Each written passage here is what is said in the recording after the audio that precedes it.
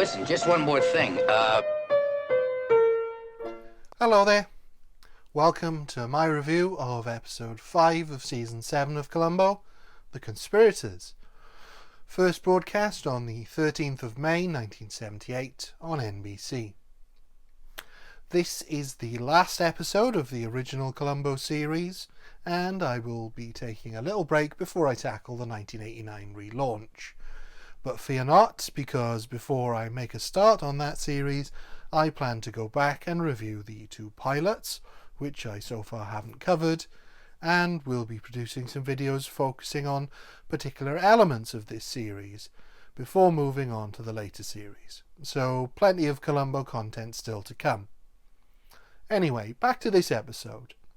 It was written by Howard Burke, who previously wrote By Dawn's Early Light, and directed by Leo Penn, director of Any Old Port in a Storm. The episode begins with a musical performance from Irish poet Joe Devlin, played by Clive Revill. Revill was born on the 18th of April 1930 in New Zealand. He made his stage debut in 1950 and moved to London shortly afterwards, where he would go on to appear in a number of Shakespeare plays, as well as a wide variety of theatre productions in the West End and on Broadway. In film, he would play a wide range of eccentric character roles in such films as Fathom, my review of which you can see on my channel, Modesty Blaze, and One of Our Dinosaurs is Missing. He also voiced Emperor Palpatine in the original version of The Empire Strikes Back, although was later replaced by Ian McDiarmid. On television, he would appear in an equally wide range of shows, such as Magnum P.I., Newhart, and Star Trek The Next Generation, as well as this episode of Columbo. His latest role was in the Penelope Cruz film The Queen of Spain in 2016. He is 92.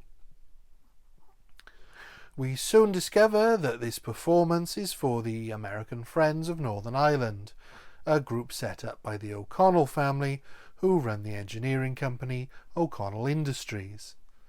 The purpose of the group is to financially support the casualty of the Troubles on both sides of the argument. Except Devlin is actually using the money to buy guns to smuggle into Northern Ireland to support the IRA. At a book signing, Devlin is approached by the man who presents him with a copy of his book with a cryptic message in it, Ourselves Alone. The two agree to meet at Devlin's home. This man is Vincent Paulley, an arms dealer. At Devlin's cabin, he is with fellow countryman Kerry Malone, played by Michael Horton, who would go on to play Jessica Fletcher's nephew Grady in Murder, She Wrote. I feel it would be remiss if I didn't point out that both actors have awful Irish accents. Revill's is more subtly bad, drifting in and out of Irish as he goes, while Horton's is just awful. So much so that he barely speaks, and you're grateful for that. Why did you write her anything you damn well please, only write her? A writer, you drink too much. When Paulley arrives, Devlin tells Kerry to leave. When I first watched this, I assumed it was because he was keeping his IRA connections secret from Kerry, but we later find out he's fully aware of what's going on, so I'm not sure exactly why he makes a point of it here. Paulley does his illegal weapons sales pitch and then tells Devlin the soonest he can deliver the weapons is the 30th of that month, not the 15th as previously agreed. This is no good to Devlin, as he has a ship waiting to smuggle the guns that has to leave on the 15th. The dealer says he can get them earlier, but for more money. A dishonest black market arms dealer, what is the world coming to? Devlin agrees, and we cut to a similar gathering as we saw in the opening scene. Devlin using his fame and charm to gather more donations from unsuspecting pacifists. This really gives Revill the chance to ham it up a bit as he relates stories from Devlin's troubled youth. So the policeman says, "What are you doing with that great load of dynamite in that paper sack?" Dynamite, says I. I'm only 14 years old. But might be far more enjoyable to watch if we didn't know he was a terrorist. Included amongst the guests is Devlin's benefactor, Kate O'Connell, played by Jeanette Nolan, in a far more glamorous role than the last time we saw her in the episode Double Shock. She is joined by her son George, and as it turns out, they are both in on the deception too. So far, the episode is walking a fine line, but is managing to be reasonably fair to the politics of the situation. It does quite a good job of presenting the facts without making any moral judgments or taking any sides. The Irish influence score is perhaps a little too on the nose, as Devlin goes to meet the arms dealer in his hotel room, but other than that, it hasn't yet strayed into gross stereotyping. Paulie produces a bottle of Devlin's favourite whiskey, and Devlin marks it in his ritualistic way. This far, and no farther. Before confronting Paulie, as he's discovered Paulie was planning on taking the money and running. I'm not sure it makes a lot of sense for an established arms dealer to decide to double-cross an international terrorist, having actually set up the deal with the supplier already, but I suppose it's possible, if a little unbelievable. Paulie tries to get the drop on Devlin, but before he can do so, Devlin shoots him. He then has to explain to George O'Connell what's gone wrong and how he plans to fix it, having taken all of Paulie's paperwork to try and broker a deal with the gun supplier directly, but being unable to find a contact. George is furious, and as Devlin tries to calm him, who should turn up? Columbo, of course. It might seem unbelievable that Columbo is on to Devlin so quickly, almost immediately in fact, but that is quickly explained. Devlin did such a thorough job of clearing out all of Paulie's paperwork that the only thing left in the hotel room was the book Devlin had signed for him. Had Devlin been innocent, the case would have grown to a halt right there. Columbo praises Devlin's work, having watched one of his audiences with Mrs. Columbo. He asks if Devlin knows Paulie. Devlin denies it. It looks as if Devlin manages to excuse his way out of the situation until Columbo gives one of his famous veiled threats that indicates he knows Devlin is involved. Oh, look at that, sir. It looks as if you've beaten me. It's all a matter of luck, Lieutenant. Oh, I doubt that you depend upon luck, sir. Which seems to sink in with Devlin. Columbo leaves, and Devlin curses his mistake. It's unusual to see Columbo this passive-aggressive this early on, and it suggests that he didn't actually have much of a case before he met Devlin. This is confirmed by Columbo's visit to the bookstore where Devlin met Paulie, as he digs for more information. There's a strange gag where Columbo browses a book on erotic art as he waits for the bookshop clerk that really doesn't work and is particularly out of place, spoiled by the comedic score that plays over the scene. The bookshop clerk explains that the cryptic message that Paulie wrote in Devlin's book translates into Gaelic as Sinn Féin, which also happens to be the Irish political party connected to the IRA. Columbo then returns to inspect the crime scene, and Devlin arrives, saying he's there as he does remember seeing the inscription that he had previously denied seeing, but that he forgot when he was initially questioned by Columbo. Devlin's overplayed his hand here, and if he had any doubts before, Columbo is now surely onto him as a result. Columbo asks for Devlin's help, a sure sign he knows he has his killer, and in a blunder we've seen so many killers make in an effort to get closer to the case, Devlin agrees, even though he has absolutely no reason to get involved. Columbo takes Devlin through the scene, testing Devlin and telling him Paulie must have known his killer, The pair appear to be getting on famously. Devlin thinking Columbo is a genuinely clueless policeman looking for his help, and so throwing him off the track, while Columbo is giving Devlin more and more rope to hang himself with. For example, Columbo has found a handwritten note with LAP 213 written on it. It stands for LA Pier Doc 213, which Columbo almost certainly has worked out, knowing Paulie as an arms dealer, is a dock, but allows Devlin to make other suggestions. Had Devlin suggested the pier, it's unlikely that Columbo would have pursued him, knowing that he's innocent. But he doesn't. He comes up with several wrong suggestions. LA 213. That's the telephone area code for Los Angeles. But then you have your P, sir. LAP. Somebody's initials, Lieutenant? But then you have your 213, sir. A safety deposit box number. I'm going to write that down. The pair go out to lunch at a fairly stereotypical Irish pub, and the stereotyping continues as they play darts. Columbo somehow scoring 66 with one dart in the ball. What do I need, sir? 66 to get out.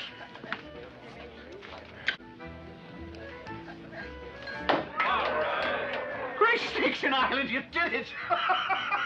Which is generally worth only 50 in all the versions of the game that I know. It's possible that Devlin is trying to let Columbo win the game to get in with him, but it's also probable that the writers didn't really know the rules of the game. As they talk at the bar, Devlin thinks he's getting away with it, until the barmaid brings him a bottle of his favourite whiskey, the same brand that Columbo found in the room of teetotaler Mr. Paulie. Devlin thinks he excuses his way out of it, and Columbo leaves shortly afterwards. Normally, I would really enjoy Columbo spending this much time with the killer, but that's not the case here, as the issue I have is that the murder is not complex or clever in any way, so all you see is Columbo searching for evidence that ties Devlin to Paulie. There's very little fun to be had with him catching Devlin in a lie. Devlin goes to sit with Kerry, taking the whiskey with him and marking the bottle with his ring the same way he did in Paulie's room. This far and no farther. Kerry has discovered Paulie's contact, and they are still planning to acquire guns, this time more directly. They go to meet an RV dealer who appears to be just an RV dealer and is clueless as to what they're talking about. Back at the O'Connells, Devlin argues with them when Columbo shows up. He suspects the O'Connells are involved, but continues the pretense that they might be able to help because they have connections through their pacifist Friends of Northern Ireland group, as he is now certain Paulie was going to supply weapons to the IRA. Devlin continues to seek out weapons, but with no success, and Columbo continues to look for a direct connection between Devlin and Paulie. Devlin goes to the ship that's smuggling the guns to see if they can wait a few days to sail, but the captain says that's impossible. While he's there, Columbo arrives, and allows Devlin to believe that they were both there because they had both worked out what LAP 213 stood for at the same time. He also lets Devlin know that the ship will be thoroughly searched before it goes anywhere now. It looks as if Columbo is now pulling in the rope that he had given Devlin previously. Columbo calls in a radio show Devlin is appearing on, and manages to get the name Michael Dolan out of Devlin, whose poetic verse was an inspiration to Devlin when he was in prison as a teenager. As Devlin leaves the radio station, the RV salesman is waiting for him. It would appear that he isn't just an RV salesman after all. He is just a very cautious arms supplier. They strike a deal, and back at the pub, Devlin tells Kerry he remains confident he can get the guns aboard the ship, despite the increased police presence. Yet again Columbo appears, and he and Devlin go on a pub crawl. He then taunts Devlin with the history of Michael Dolan, who Columbo has discovered was a terrorist who killed 5 people, and wonders why Devlin, a supposed pacifist, would idolise him. Devlin claims not to have known about the terrorist connection. Now, I was convinced that at some point it would be revealed that Devlin was Dolan and had escaped prison rather than be hanged, only to change his name and become a legitimate poet. But no, Dolan is just someone Devlin admires. The next day, Columbo is back at the crime scene when he notices something on the whiskey bottle, a mark he's seen before. He tries to prevent the ship from leaving the dock, but without any sign of contraband, he's unable to do so. He watches the ship get escorted out by tugboats and is struck with inspiration. He finds Devlin at a bar they visited the night before and takes Devlin through exactly what happened at the murder. He then points out that there is a scratch on the whiskey bottle found at the murder scene that matches the marks on all of Devlin's bottles. As he tells him this, the ship sails past behind them. Columbo then accuses Devlin of Paulie's murder and the smuggling, and Devlin admits to it, thinking that his guns are now safely out to sea and willing to give himself up to Columbo, mission accomplished. However, just as he does this, the Coast Guard begins its pursuit of the ship. Columbo had noticed that the guns must have been on one of the tugboats, which just so happens to belong to the O'Connell's company, and would have been unloaded as soon as the ship was out to sea. I guess it was just dumb luck. My noticing that your friends owned the tugboat. So that's where the guns would be. No, it's never just luck, Lieutenant. This is a very difficult episode to review. Beyond some of the slightly cheap stereotyping, of which there isn't much, there's really nothing wrong with it. And yet, it just doesn't do anything for me. It's all a bit lackluster. Columbo and Devlin forming a sort of friendship doesn't really work, as it's not that much fun to see him cozying up to a terrorist who has simply shot an arms dealer. The different plot threads all come together, but not in a particularly satisfying way, as Columbo solves 2 different crimes with relative ease, and without the need for any theatrics. It's also quite unbelievable that the whiskey bottle found in Paulie's room would not have been taken to the forensic lab, where the scratch would have been found so much earlier, but instead here it stays in the room, so Columbo is the one to discover it at the last possible moment. Columbo really falls into such cliché. The main focus of the story being the guns means the murder really takes a back seat, but is so straightforward it feels like there would have been more to explore if Columbo solved the murder sooner but wanted to wait to find the guns. Although he also could have caught Devlin before he ever purchased the guns, and the O'Connells would have been stuck because they were both pretty clueless. I was hoping I would have some revelatory experience watching this again, as I have rewatching some of the other episodes I initially wasn't fond of, but I just didn't. I was just a little bored. It's not a complete disaster. There are some funny moments, and the cast are largely very good, but the subject matter just doesn't fit very well with the Columbo story, and the story doesn't really need Columbo. It could have been any cop from any show. For me, this is a 2 out of 5. Thank you. Goodbye.